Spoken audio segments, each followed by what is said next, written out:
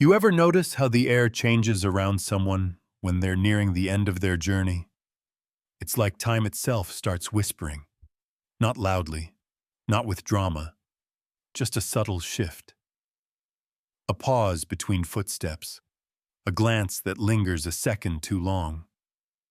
Most folks miss it, but if you're paying attention, really paying attention, the signs are there.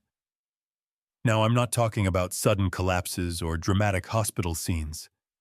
I mean the quiet little warnings, the ones that sneak in like a draft under the door. You don't see them at first, but one day you realize the room's gotten cold. The first sign? They start to let go of the world, piece by piece. It's not that they're giving up. It's more like they're tidying up, like someone who knows they won't be staying much longer and wants to leave things in order. You might find them giving away books they've loved for years, or jewelry that's been sitting in a box since Nixon was in office. They'll say, "You've always liked this, haven't you?"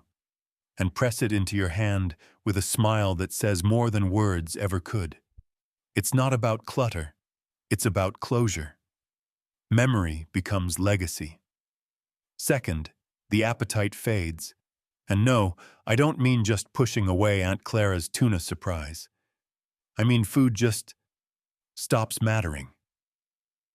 That morning cup of tea they once demanded before anyone dared speak to them? Cold and untouched. Meals become smaller. Favorites no longer spark joy. Sometimes they'll just stare at the plate like it's a stranger who wandered in from the street. The body, wise in its own way, starts preparing, digesting less, wanting less, because it knows what's coming, even if we don't say it out loud. Now the third one's a little sneaky. They sleep more, a lot more, and not that nice cozy nap after lunch kind of sleep. I'm talking real withdrawal. Hours melt away. Days blur. Conversations are shorter, slower. You'll ask how they're feeling, and they'll say, "Just tired," but there's a weight behind it. A kind of bone-deep fatigue that even a good night's sleep won't fix. And if they're dreaming more, vividly, talking to people who aren't in the room, don't dismiss it. The brain has its own ways of preparing too. Fourth, this one hits different. Their world shrinks. Someone who used to check the mailbox twice a day now forgets it exists. They stop watching the news, or reading, or even asking about the grandkids. The outside world begins to matter less and less. But strangely, the past? That gets brighter. They'll recall stories from childhood with the clarity of someone who just lived it yesterday. They'll talk about friends who've been gone for decades like they're still meeting for coffee next week. It's like a door is opening, and the past is where the light's coming from. Now the fifth sign. It's harder to explain, but if you've seen it, you know. It's the look. A certain peace behind the eyes. A strange calm. It's as if they've seen something the rest of us can't. They're not scared. Not really. More like they're already halfway across the river, waving at us from the other side. You might catch them smiling at nothing, laughing softly when no one said a thing. And if they reach for someone invisible, don't be alarmed. Just hold their hand a little tighter. They're not alone. Not really. You'll know it when it happens. One morning the air feels heavy. The coffee tastes dull, and the house seems to be holding its breath. That's the world making space. That's life making room for an ending. But here's the thing. These signs aren't a countdown. They're an invitation. To sit closer. To listen more.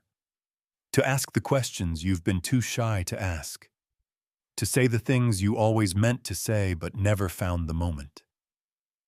These final months, if you're lucky enough to notice them, can be some of the most honest, most loving, most real moments you'll ever witness. So don't shy away. Don't pretend you didn't see the signs. Instead, lean in. Laugh with them even if it hurts. Help them tell their stories. Let them leave the world feeling heard, feeling known. And yes, if you find them giving away that ugly ceramic elephant they always insisted was charming, just smile and take it. You'll understand its value later. There's something sacred about the final stretch, even if it's wrapped in hospital gowns, pill bottles, and that mysterious lotion every nurse seems to have. And now that you've seen the signs, the letting go, the fading appetite, the long sleeps, the shrinking world, and that faraway gaze, you might be wondering, what now? What do we actually do with this knowledge? First, we stop pretending everything's normal, because it's not. And that's okay. Pretending just makes it harder for everyone. You don't have to be dramatic or say goodbye like it's the final scene of a soap opera. But you can start having real conversations. Not the "how was your day" kind. The ones that crack open your ribs a little. The ones that matter, like, what's the one thing you still want me to know? Or, what was the moment in your life you're most proud of? That kind of truth doesn't just live in the past. It stays with us. It gets passed down. You'll also want to listen more than you speak, especially when they repeat themselves. Because yes, maybe it's the third time this week you've heard about how they won a cakewalk in 1957. But here's a secret. Repetition is often about meaning. It's their way of saying, "This mattered to me. Help me hold it a little longer." Now let's talk about touch. Don't underestimate it. When words start to fade, a hand on theirs can say 1,000 things. Stroke their hair, rub their shoulders, sit close enough that they can feel your warmth. That kind of presence speaks louder than any eulogy ever could. And if they're the kind who never liked hugs, don't force it. Just be near. Let them know you're not rushing anywhere. You might also notice time acting funny. A week feels like a day. A moment lasts forever. That's part of the deal. Don't fill every silence. Don't force productivity. Let the clock melt a little. Sit in the quiet. Breathe with them. If they fall asleep mid-conversation, let them. If they want to sit outside for hours just watching birds, grab a chair and join them. You're not wasting time. You're witnessing it. And about those hallucinations, the ones where they say they see someone in the corner of the room, or they talk to someone who isn't there. Don't panic. Don't correct. Ask them who they see. Let them tell you. Because maybe, just maybe, they're seeing what's next. Maybe that smile isn't confusion. Maybe it's recognition. You'll also notice their wants get simpler. No more plans, no more fuss. Just a soft blanket, a certain song, a childhood candy. Don't overthink it. Bring the candy, play the song. Let them eat dessert before dinner. They're not counting calories. They're counting memories. And one more thing. Let them say goodbye in their way. Some folks do it with a final joke. Some wait until you step out of the room. Others grip your hand tight until the very end. However it happens, honor it. And afterward, when the room feels both empty and full at the same time, let yourself feel it all.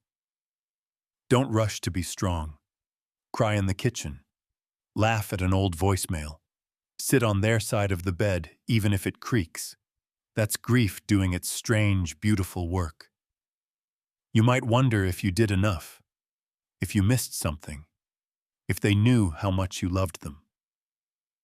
Here's the truth.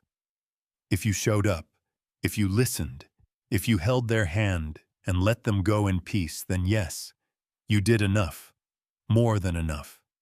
Because in the end, being present is the greatest gift.